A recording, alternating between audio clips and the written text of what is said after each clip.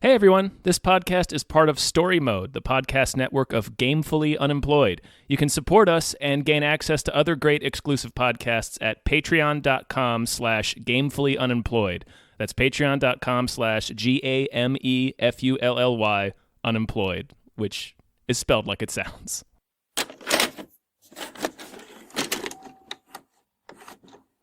I follow more comic book people, I think, probably than you do. So it's still been popping up on my social medias, but definitely not like in a major way. Not like Godzilla vs. Kong, for example. Like, people can't fucking wait for that movie. Yeah. Yeah, well, it's fucking big, big things fighting. People love that. Sure. People love big things fighting. I've heard it's not terrible. Yeah. Well, it's Adam Wingard. Good for Adam Wingard. Yeah. Hi, everyone. Hello, everyone. I'm not cutting any of this out. Oh, yeah, no, please. They're getting a little peek. Mm-hmm. Little peek behind the curtain, underneath this, behind the sausage curtain, to see how the sausage gets made into curtains. Behind the sausage curtain. Behind the sausage disgusting. curtain. My name is David Bell. My name is Tom Ryman. And we just watched Cold War. Cold War. You just moved in with your man this weekend, didn't you, Red? Are you feeling okay?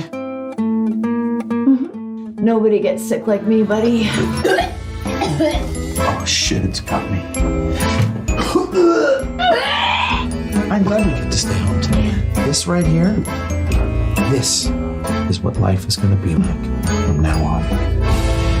2017? There's like 50 movies called Cold War. Right, including a Paul Verhoeven movie, I believe.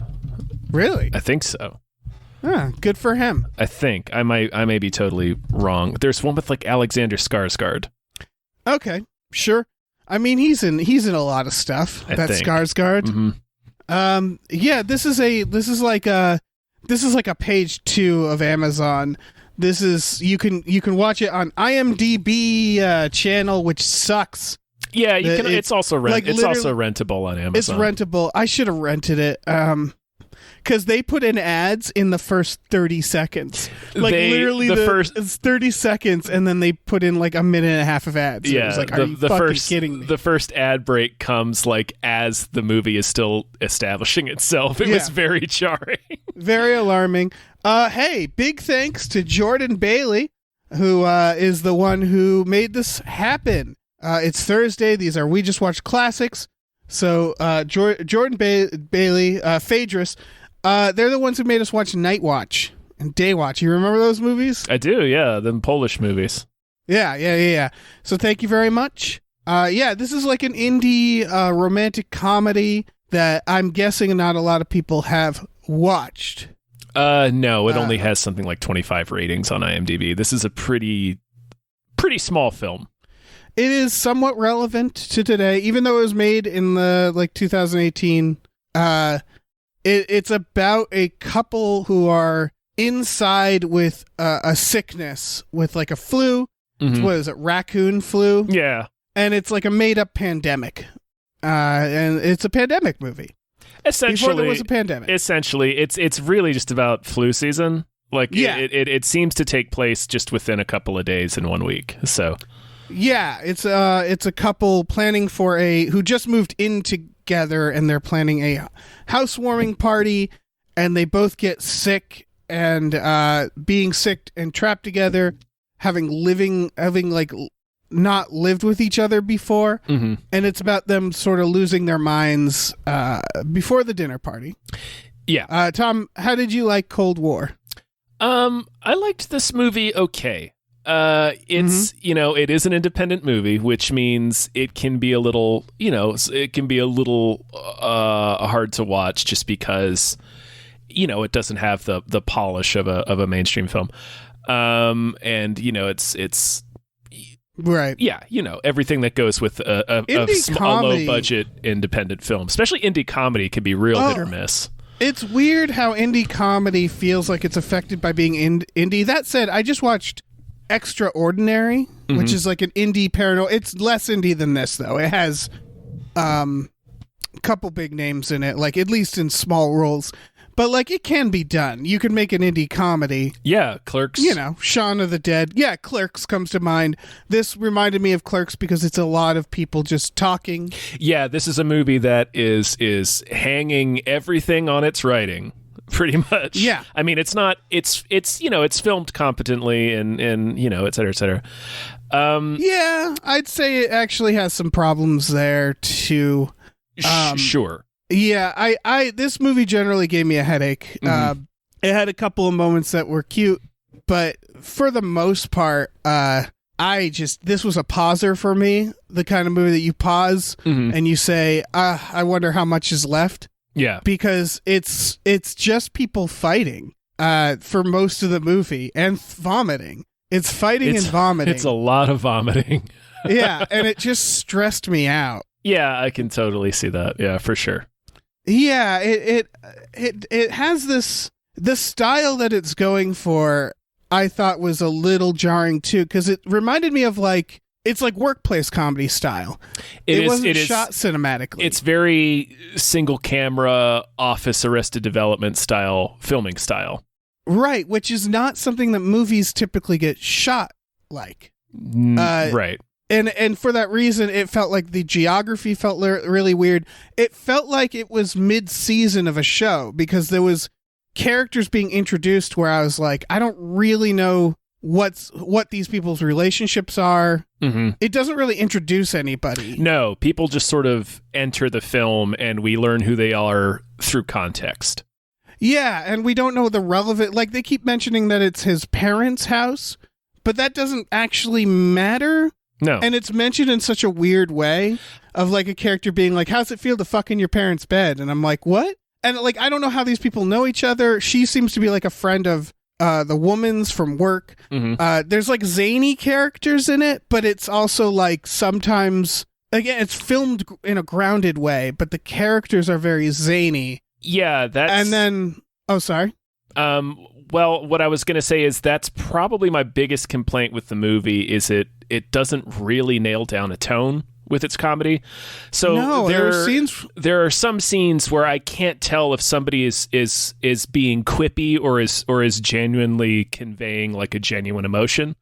Yeah, there were scenes which is a where I was problem in like, a couple of scenes. Yeah. Yeah, there were scenes where I was like, is this serious? Yes. Is this scene supposed to be dark or is it being played for comedy? And then it sort of like breaks and becomes comedy. It also, there's no meaningful escalation. Like one of my biggest problems with the movie, I kept writing in how many minutes we are and what had happened because nothing happens for most of the movie. 40 minutes in, it's just they got a cold and they're kind of annoyed with living with each other, but there's no like central argument. It doesn't... Yes. Like, here's the thing. Like, a movie like Clerks, right, where nothing happens, there's still stuff that happens. And there's still stuff that happens when it needs to happen. For example, his relationship with... what's her name in Clerks? Let's see if I remember. Veronica? Is that the... I think so. The characters? Dante. It's the 37 Dicks. Which, you know, whatever.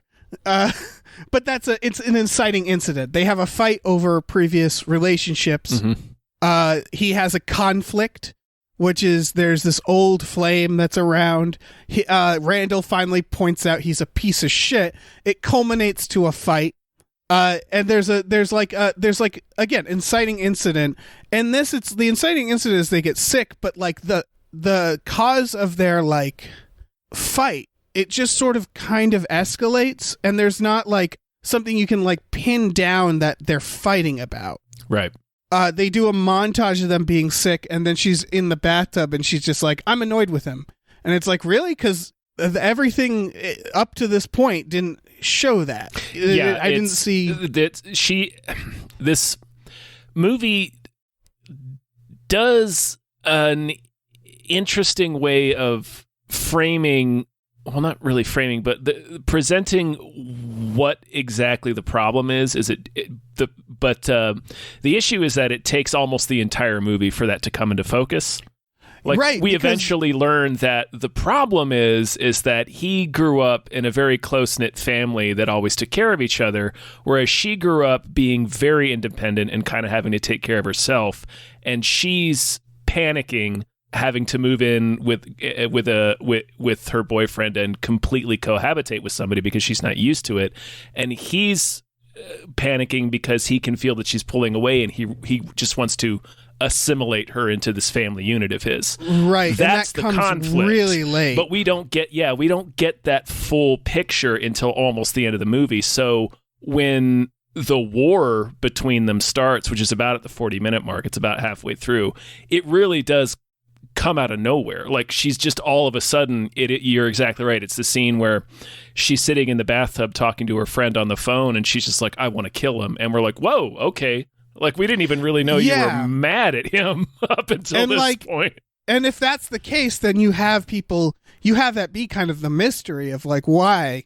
are they mad at each other? Yeah. Or you start there. Yeah. You start with what is established that, oh, this is his family home.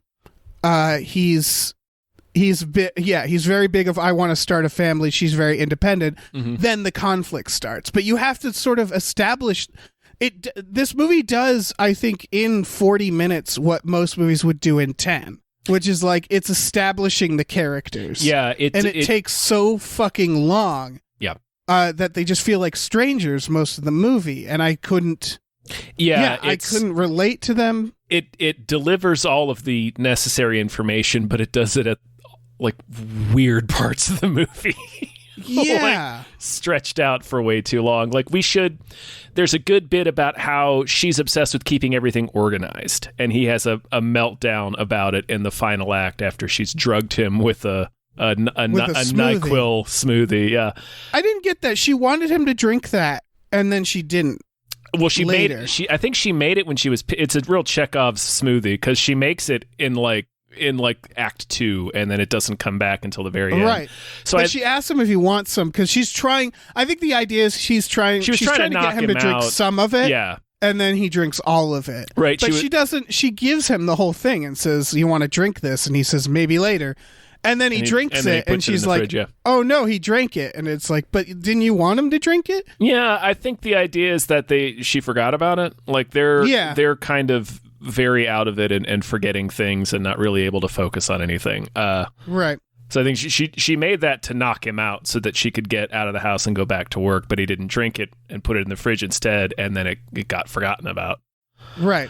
And then he drinks it later, and that scene is like, again, oddly dark, and I wasn't sure what I was supposed to... Because he's, like, drugged, and he has a sledgehammer, and they shoot it like a horror movie. But they don't shoot it like a spoof of a horror movie. Does that make sense? Yes. No, that was the very first thing I said is this movie's never really nails down its tone, so I was always confused as to what exactly I was supposed to be feeling in any given scene. Yeah, because that scene starts with her coming downstairs and seeing him like passed out on the floor, like with a little bit of vomit underneath his head. So it already begins from like a dark place, and then and she calls the cops, and this is big tonal thing because later she's going to drink detergent and it's not going to be treated the same way. Nope. Because here she like calls the EMTs and is like crying and is like, "Oh my God, I think he might have died." And I thought, oh wow, this is okay. So the movie's going to take a really abrupt dark turn, which movies have done in the past, you know? Yeah, the original ending of Clerks is Dante gets murdered. Yeah, Dante gets shot. Which someone said to Kevin Smith, like, "No, don't do that. Maybe don't do that." And it was probably the best decision he made, best advice he got. Man, his whole career would have been so different. Yeah, it probably wouldn't have been a thing. It wouldn't have been. It certainly wouldn't have been stoner comedies, probably. Yeah, because wouldn't have got sequels to Clerks. Because he tried to crawl up his own ass with that movie with the different like chapter titles that are from Dante's Inferno, and he named the character Dante. Get out of here, Kevin Smith. I remember even watching that as a kid thinking like, yeah, this is a bit up its own ass, but Clerks was, right place, right time. Yeah. No one had really experienced that before. Mm-hmm. But yeah, going back and watching that, it's definitely a film student film. Yeah. But so she's like really scared and calls the EMT, and then you see him walking towards her in the background. Yeah, and they it's do out it of like a focus. horror shot. Yeah, it's done like a horror shot, yeah. And there's no music. This movie has a lack of music. It has a little bit of music, Very but little, yeah, very little. felt like stock music, but I don't know. And then he starts like being really creepy at first, and then it escalates into like they're fighting, and then it's back to comedy for a bit. They're like wrestling. Yeah. And then she does, the EMTs come and she's like, "Take me away. I'm sick." And it's like just a depressing domestic disturbance at this point. Yeah, also the EMTs don't care. Like the They don't EMTs care. kind I of think slouch their way inside, and it was a frantic 911 call Yeah. about a man who'd overdosed. Yeah, and I do think there's supposed to be a point there, and the idea that when you're sick, everybody seems uncaring. You know, when you go to the ER, no one gives a shit. Right. Like, but it I don't think that was. I don't know if that was a point in this or not. Again, it's hard to tell because like hard to tell. the doctor character is extremely wacky. The one scene we get with her at work at the doctor's office is very wacky, but it's like you mentioned, it's pretty much filmed in a grounded way, and it kind of presents itself most of the time as being in the real world. So it's very hard to nail down this movie's tone. Or it's The Office. It's comedy, like single camera mockumentary style, but it's not that either. And I feel like it was shot that way for budget. I'm sure. A Yeah. lot of natural lighting. It's not. It's shot like a TV show. Yes. And so like, and then the characters are very unrealistically zany, and then it seems to get serious, and then it doesn't, because the EMTs come and they're like, "All right, we'll take you to the hospital," but it doesn't seem like an emergency. And he says like she's faking. They're like yelling at each other, and they're very delirious. So she picks up and drinks laundry detergent, like chugs it. And then that seems like a dark moment, but then he doesn't. She then is just in the waiting room, and he doesn't go to check on her. Nope.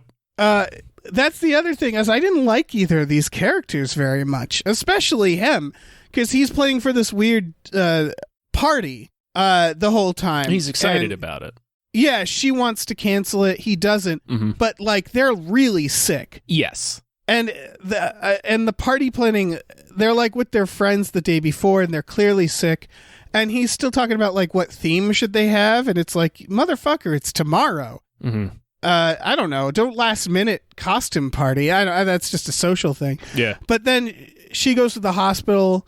She comes home and he hasn't canceled the party, and he's like, "Yeah, I sort of thought maybe you'd be still into it." And it's like, she drank poison. Like, Yes. go to the ER Yeah, so did with her. So did he, and But she drank laundry detergent. poison that she fed to him, and he didn't go to the hospital. So it's I can't tell how realistic any of this is supposed to be. And I can't tell why he would plan for the party like after that happened.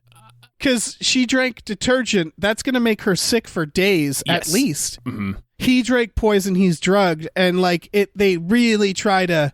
The making up part was just like, oof. It was that was really yada yada. But I mean, like, yeah, it's you could have that sort of not even microcosmic, but you can have that kind of like specific problem with a lot of parts of this movie where you're just breaking down how so many elements of it don't make sense in a real world context. Because she drank a whole lot of laundry detergent. That's poisonous if it has bleach in it, certainly. And she'd be at the hospital for at least overnight. So, right. And if we were watching like a Will Ferrell comedy, I would understand. You know what I mean? It'd be like, the rules don't apply in this. It's just that tonally, it's so hard to tell. Yeah, it seesaws a lot. The point I was going to make is like in the very same sequence, we see him drinking an amount of medicine that would kill 6 people. Yeah, so it's like, you're right. The amount of shit she put in that smoothie would kill him so fucking dead. Yeah. But like, it seems like because they're like, the presence of both of those things in the same scene, the fact that he consumes that much medicine and the fact that she drinks like laundry detergent, that kind of cancels each other out for me, because I'm like, okay, this just isn't, this movie's just not in the real world, and I don't know what tone it's supposed to have. It breaks your brain at a certain point. Yeah. And then that coupled with them yelling at each other a lot. That's why it was just like by the end, I just sort of had a headache. Cause it broke my brain. Sure. Not in a good way. It was in a repelling way where, the comedy wasn't doing much for me. Which is a matter of taste, you know? No, I thought this movie got good reviews, by the way. Mm-hmm, I saw it. It won a couple of awards at a Midwestern Film Festival. Yeah. I thought this movie... I laughed a bunch of times. I thought a lot of the lines were funny. And there's some funny lines. I like where she sneezes on that guy's dick. Yep. But that says a lot about me, I guess. Says a lot about you. Says a lot about the movie. I thought the doctor character was very funny, particularly in that scene where he's talking about he thinks he might have just married his wife's boobs and not actually his wife. And he tells that story about how he falls asleep with his hand on her chest every night. Oh, and he's yeah. like, and then I wonder if that's the only thing I've ever loved. And then he gets back to like making his beanie weenies. You're right. Yeah. Or his Franks in the Blankets, rather. A lot of this movie made me laugh, and I see a lot of the narrative bones they were going for. Like, the reason he's so gung-ho about the party is because the party represents his feelings about the relationship, and vice versa. Like, the fact that she's kind of not really into it. She kind of tries to cancel it a few times, even I think once when she's not sick. So they were using the impending party as you know, like it's a metaphor for the relationship, whatever. Right. It's just the information is spread out across the movie in a real uneven and strange way. Yeah. Like her flashback when it shows her getting stuck in her swing set, like that should have come way earlier in the film. Yeah, and the significance of the flashbacks, because we have two flashbacks and that are very far apart. They're very far apart, and I one of them seems less significant than the other. Mm-hmm. Yes. But I guess not. It's he talks about the time he was sick. He has the big thing of no one should puke by themselves. It does make sense to the character because, like you said, it's them like imagining the worst things, and him is the time he was sick alone, and no one could clean up his puke. Which I guess is fine. That makes sense. That matches hers. But since they're both very far apart, you don't understand the significance of it until her flashback kicks in, and it's like real close to the end before we see it. I assumed it was significant because it was a flashback. Because again, it's very few narrative choices made besides the one shooting style. Right, and so it's the only when there was a flashback, it was like, well, this I assume matters because it's lit in a specific way too. Yeah. It's like the only time the lighting really changes. Yeah. So it's like you can, like when that first flashback happens, you're like, oh, I feel like this. Are they just doing a thing because they want to make clear it's a flashback, or is this supposed to be significant? And it turns out it's both. But you don't get that second. You don't get her version of that story until much later in the film, which it's just a little like we should have known the whole. Yeah. Deal. I'm gonna whip out a very unfair comparison. I'm going to say that right now. It's very unfair for me to mention this movie, which is Who's Afraid of Virginia Woolf. Okay. You shouldn't compare somebody's indie film to Who's Afraid of Virginia Woolf, one of the best films. But that movie is about a dinner party. It's two couples getting together, an old bitter couple and a young, newlywed couple, and slowly things devolve into madness. And there's sort of a mystery there, which is why is this couple so fucked up? And that does come out at the end. Sure. And it's presented like a mystery, and there's a specific structure. The problem, and or like another film, which I do not recommend because it's directed by Roman Polanski, but Carnage is a similar idea. It's that I think that's what they were going for. They're there here, because of an event, and you don't really learn all the details of the event until the whole story plays out. Yeah, and I think that's what they were kind of. It might have been on their minds, or it's sort of the same idea, which is a couple who are stuck inside planning a dinner party, just moved in together, and slowly it devolves into madness. It just, like, I didn't know there was, like Who's Afraid of Virginia Woolf? It rolls on you in a way where you realize, like, yeah, there's something up with these two that we're going to find out. We don't even really know. And then there's a big cathartic moment where you learn it. This doesn't really have that, like, structure that presents as a mystery. I think that, like, all the parts are there, like you're saying, but they didn't. It's like, well, one of the biggest issues is we don't even know there's tension until halfway through the movie. Right. Yeah. Most of the movie, it's just people living and kind of talking, and the conversations. Again, they're you either find them funny or you don't. And it's the whole thing about comedies like this. If the humor doesn't work, then a lot of the scenes you're just like, all right, next scene. But just from a pure performance / writing standpoint, we are given no indication that they're not completely enjoying each other's company until about the halfway mark, when she's sitting in the bathtub and it's like, I'm going to kill him. So yeah, it needs to be a slower burn, or an inciting incident. Right. We need to know up top that there is a possible that either the tension already exists or that there is a point of contention between them, and we get that a little bit with the medicine cabinet scene that happens early on, but it doesn't hit hard enough for me to have, like, I forgot about it until this very moment as we're discussing the film. So I didn't flag it in my mind. Well, I didn't flag it because that's just moving in with a person. Right. Exactly. It's just normal. Oh, we just moved in together. Let's organize our stuff. And she's specifically talking about medication in that scene. And that's like one of the things as a couple you would want to keep organized and separate. And again, there's a lot of confusing stuff because if the conflict is he wants her to be part of the family and stuff. There's a scene, I think it's the weenie scene with the boob weenie scene, where the doctor's saying, like, when you live with someone, you share everything. You share bodily fluids. You share your skins, your dry skin and your hair. Yeah. And the guy kind of says, like, "Oh, that's not what I wanted." And that really confused me, because it was like, does he not know what it's like to live with anybody? Because of course you share everything. That's, if you've ever lived with somebody, it's an intimate thing. And if he's the one who wants her to become, like, part of, to assimilate with him, to merge, because then why would that be bothering him? Isn't that what he wants? Yeah, I think there was elements of this where it was like, it seems like these people don't know what it's like to live with someone. I think that's versus. Yes.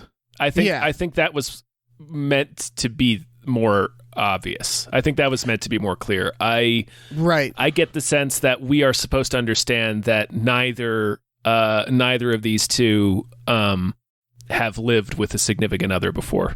Yeah, and I think that's where you start the film then. Yeah. Also, you start with the explanation of why is he in his family's house? Where's his family? Well, they said they sold the house and moved. Oh, okay. Yeah, like they do have. But you start with, like, him getting the keys of, like, it's your house now. You can put that, you can establish that right away of, like, this is his childhood house. It's now his. He wants to make a family in it. You know, you start with that. You start with her. It's not it's not his childhood house, but yeah. Oh, okay. But you start with establishing they're both inexperienced and they're on their own. Yes, yeah. And here they go, they're living together. I was going to say real quick, I think that bit of dialogue that is a little bit sweaty, but they do code it in jokes, so I didn't mind it, when she's like, how do you feel having sex in your parents' bedroom or whatever? I think that the entire purpose of those couple lines of dialogue was simply to explain why a guy his age was able to afford a house.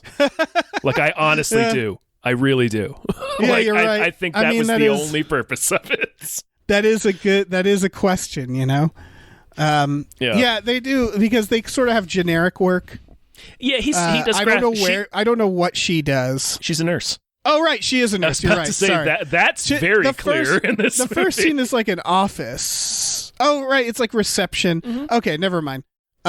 Yeah, he's like graphic He's designer. like graphic office. design. She's his job's a little nebulous, but we get that he's like a graphic designer.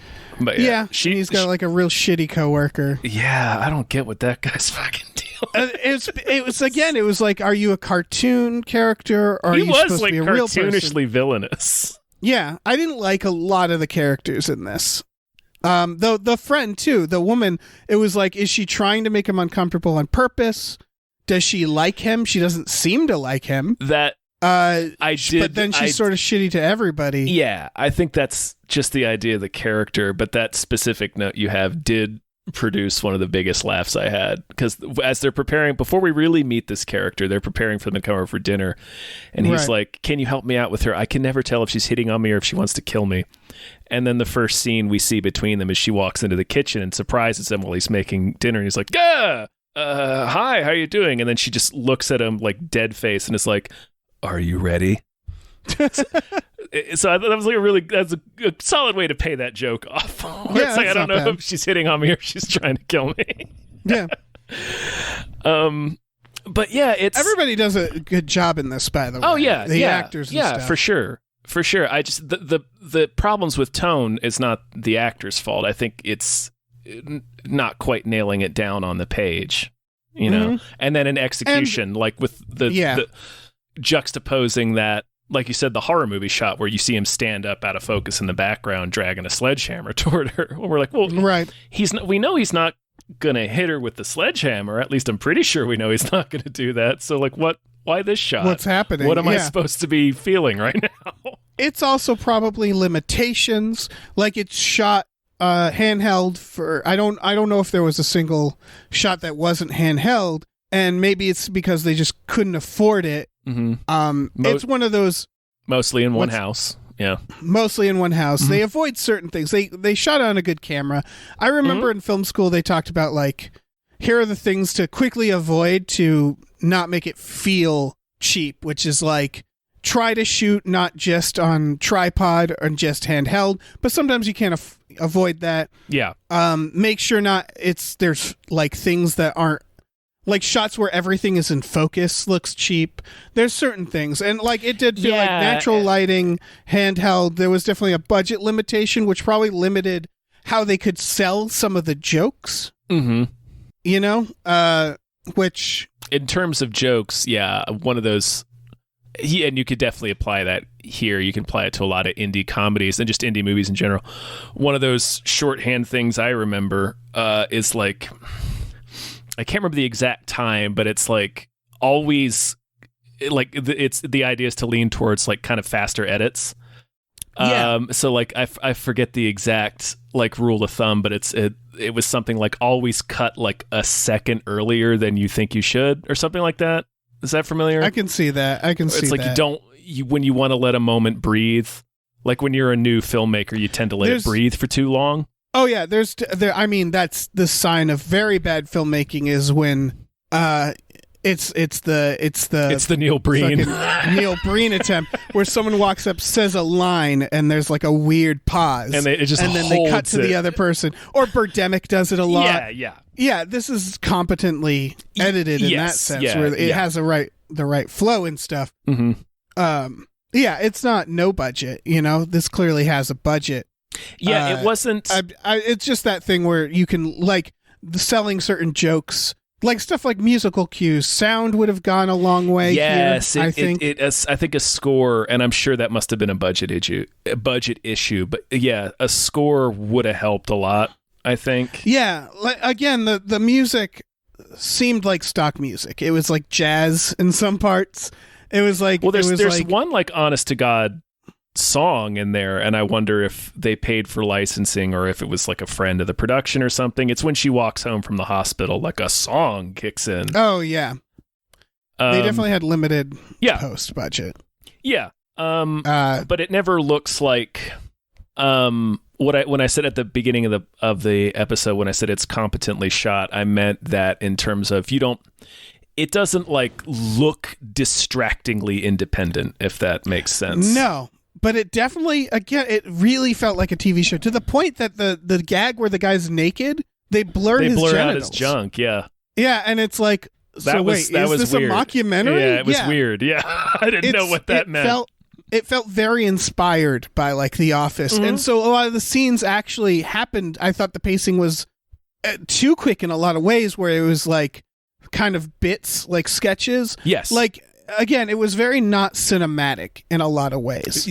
Yes, yeah, it definitely was not. Yeah, yeah, it felt like kind of an indie TV show comedy where it was like, we're going to do a few bits here. We're going to last as long as we can, and then we'll go to the next scene. And not all the scenes felt like they served a purpose a lot of the time. I think it was fairly efficient, though, in the end. But I think so. It's just like we've said, a couple of scenes need to happen earlier, and some stuff could be condensed. But yeah, it's... The structure was definitely, I think, a mess, but like I just mean in the comedy and scenes where it didn't feel like there was a lot of the Apatow, or again like The Office, where it's like we're just going to do comedy contained within the scene, and then we'll go to a new scene, and then we'll do comedy in there, and there's not so much like running gags or like things that are like plant and payoffs. It's mostly just contained entirely within the scene because of the Apatow style of improv comedy. No idea how much, if any, of this movie was improv. I don't know. Yeah, there's stuff like the sledgehammer. Like, is that even established as a? No, he just has it. Yeah, at one point. I mean, you have sledgehammers. You know, people have sledgehammers. I wasn't like, how did he get a sledgehammer? Yeah. But like, if you have a prop like that, it's fun to set that up. I don't know. She swings it at him when they fight, and it's like, again, it's a total thing where she swings the sledgehammer while he's lying down and like misses. And it's like, oh, okay, so we're trying to kill each other now. Right. And it comes after, like, he's drugged and they're both kind of out of their minds, but they're wrestling around on the ground, and he elbows her in the side of the head, and it's like, it's so it's like, the tone's a little like, the fight was mostly playful, but then it had moments like that where it's like, I don't know if it's okay to, like, I don't know if I feel good about laughing at this, if that makes sense. I mean, I got a lot of that. There was, again, for me, there was a lot of fighting, and it was, since they didn't really, I didn't feel like the characters were strongly established, any of them. So it just felt like people fighting, and the fighting didn't feel motivated enough. So it just felt like people fighting for no reason. Right, because they're not established at the beginning of the film. Like, by the end of the film, we have a good idea of who these two characters are. Yeah. So it's just like, it was like if your neighbors are having an argument. Right. That's what it felt like. Yeah. And after a while, I was just like, this is giving me a headache. I can't handle these two people that I don't really know or like fighting. And they're vomiting, and they're sick. Constantly. And it's just like, there's so much vomiting in this movie. Yeah, and it's just like vomiting and sick and fighting and yelling. And like, it just, after a while, it broke me. And then just not having... any proper like character context for it. For most of it, yeah. So yeah, I don't know. You sound like you got more out of it than me. I enjoyed a lot of the writing in terms of the joke, like the individual lines. I thought a lot of them were funny. Yeah, I'm trying to think of some of the lines I liked. I liked the stuff about pissing in your mouth. And the dick stuff, sneezing it. So all the toilet humor I enjoyed. Making poo snow angels. The scene. That when they're calling each other. Yeah. The scene where he's showing her his porn was pretty funny. Yeah. He's like explaining what a Spriggan is. It's clear he watches like D&D porn. Right. There was, and I thought a lot of the individual lines are funny, and the performances are all pretty fun. I liked the idea of her coming in on him jerking off to throw up, but he was like sitting on the bathroom floor to jerk off. Oh yeah. And that's not something anybody does. He was jerking off like a Martian, like with his hand crammed inside his pants, and and that feels like a budget limitation where like, and they're shooting it weird from like outside the bathroom, and so it just felt like there was something went wrong there in the execution of that joke, where it's like, how does she puke if he's jerking off? He'd be sitting on the toilet. I don't know. Make him sit on the floor. And it's like, okay, that's weird. We don't want to see his dick, right? I don't know. Put it, make him be jerking off in his shirt. Have him be standing, film it from behind his back. That's the kind of scene that would be shot on a bathroom set, where they could take away the walls and they could, and there's like he could have been. I don't know. I don't want to. You make it more of a stunt where he like kind of falls off the toilet, or he's sitting on the toilet and she just throws up through his legs into the toilet, because we already have that scene earlier where she sneezed on the guy's dick. Yeah, make a running thing. Yeah, where she keeps putting bodily fluids on people's junk. Yeah. Yep. Is him explaining the porn after that scene? Yeah, it's because of that scene. It's because of that like scene. He has a connect. Like we learn, he has has a thing about getting caught masturbating, because his grandfather caught him once when he was a kid. So right, it's like he has like a shame trigger associated with it. Right. Mm-hmm.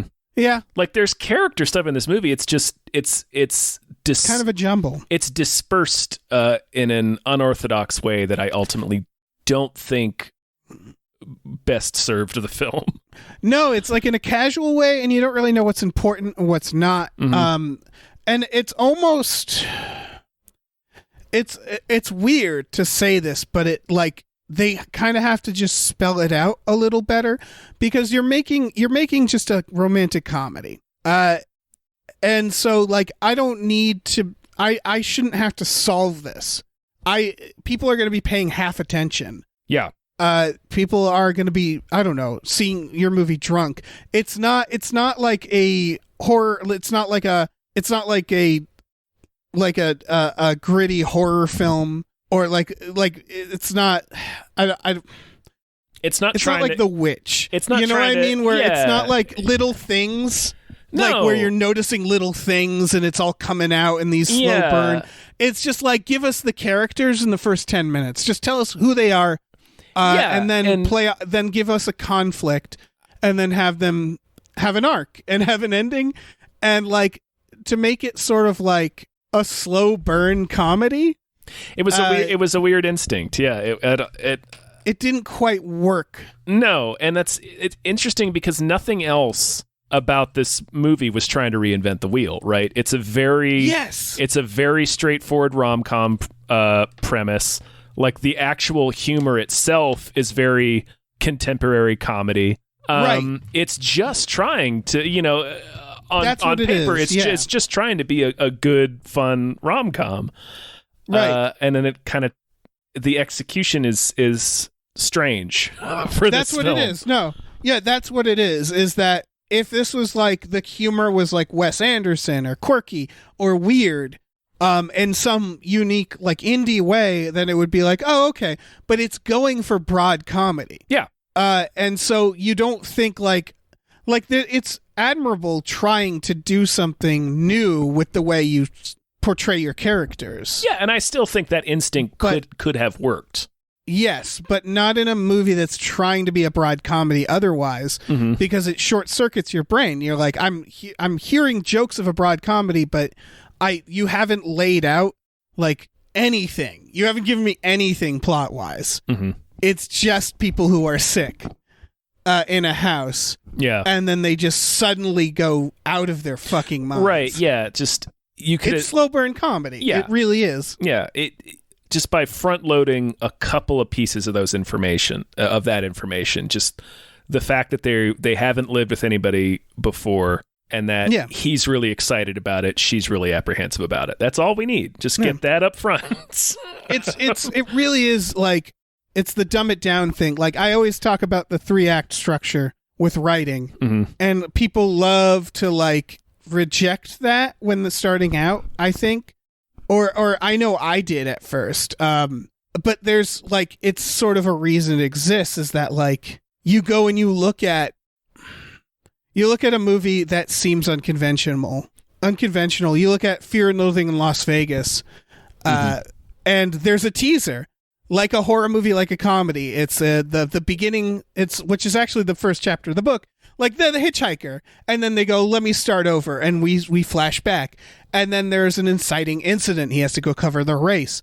There's there's a halfway point, a point of no return. I believe he realizes the race is over. Like, there's structure to any movie, and it's for a reason. Is that like we're all tired, and we just want a story told to us. If you're gonna go, and like I'm sure the filmmakers know this, but like it's just that idea of like this is a broad comedy. Give it an easier structure with the characters so we can follow along and enjoy it. Yeah, if you're gonna go buck wild with the structure and the execution, it's a big ask of the audience. Yeah, and it might not work. It's a big swing. It's a big swing, yeah.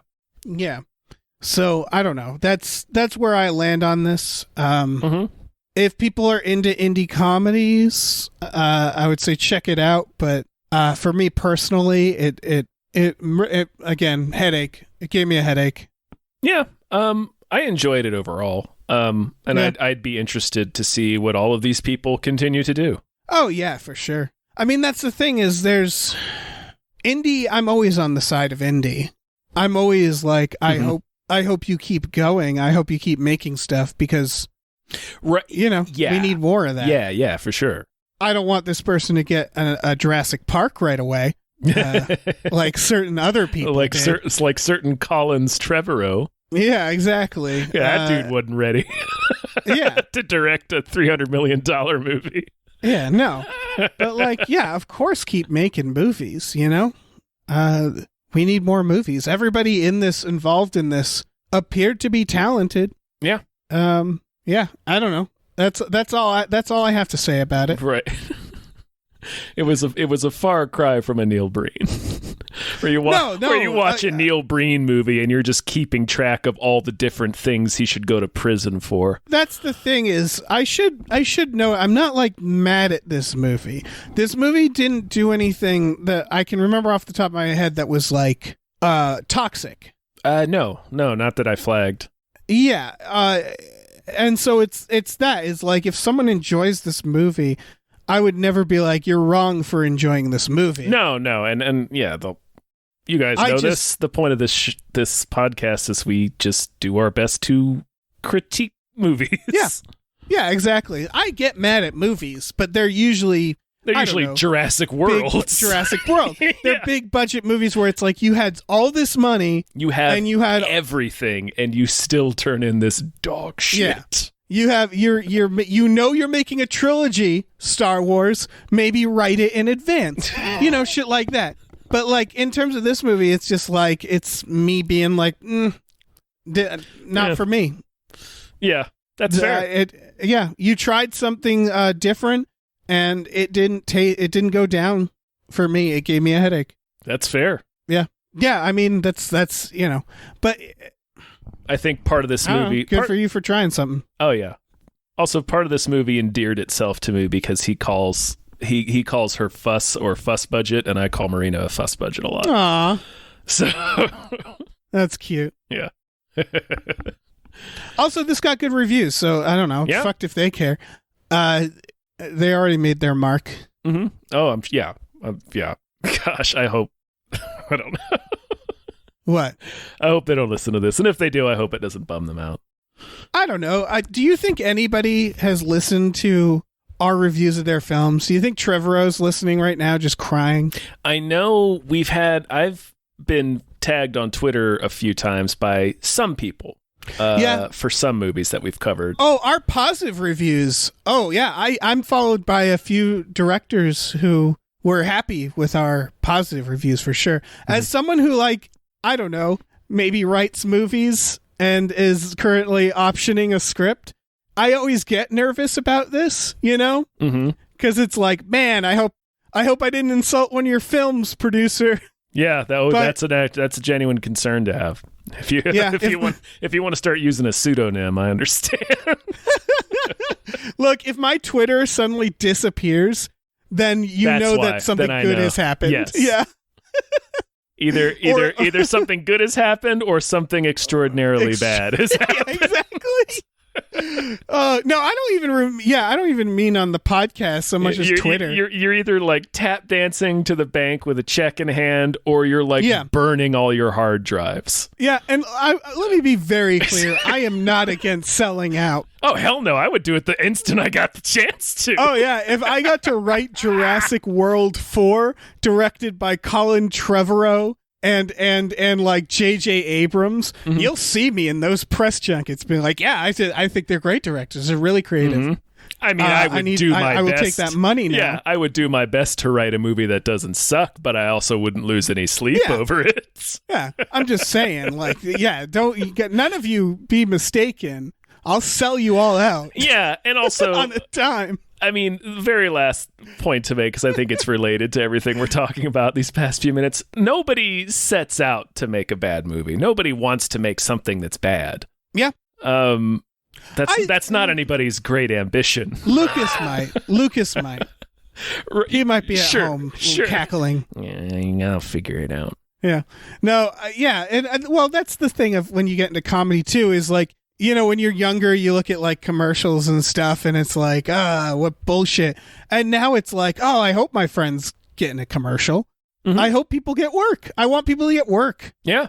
And it's like, it's like when you see somebody in a VOD movie or like kind of like a low budget action movie filmed in Bulgaria or something, and you're like, oh yeah, gosh. where their head is drilled, where their head gets drilled in like a saw like contraption.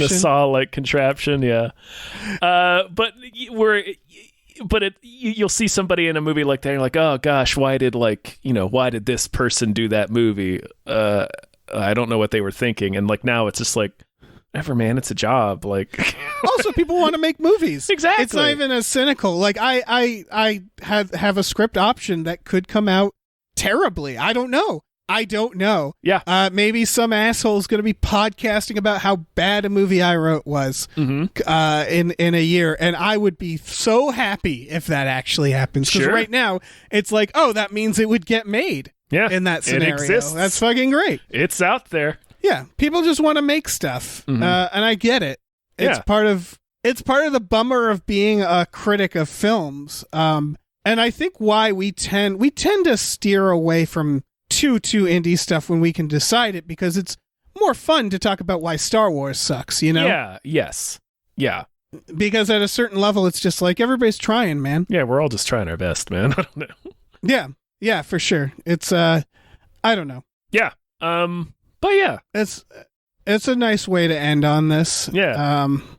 So yeah, check it out. I mean, it's free on IMDb. Yeah, with one extremely jarring ad break in the very beginning. We are spoiled as a nation. I was just like, I can't fucking believe these commercials. Yeah. And there's not that many. And like, they got to make money somehow. Yeah. And if maybe some of that money is going to the filmmakers, then it's like, good on them. I assume so. Oh, I do not assume so. I assume they bought it outright. Oh, probably. Yeah. And Amazon probably money. Just bought it. Yep. Or IMDb or whoever. Amazon owns it's IMDb. Just Amazon. Yeah. Oh, those cheap bastards. You're owned by Amazon and you have ads? Come on. Listen, man. Again, if for the right price, I'll wear an IMDb sweatshirt like I'm fucking Kevin Smith. I'll name my child IMDb for the right price. I don't care. I just want to go to the money dentist so much. I just want to take care of these fillings. Somebody, Trevorrow, I'll do whatever to you, man.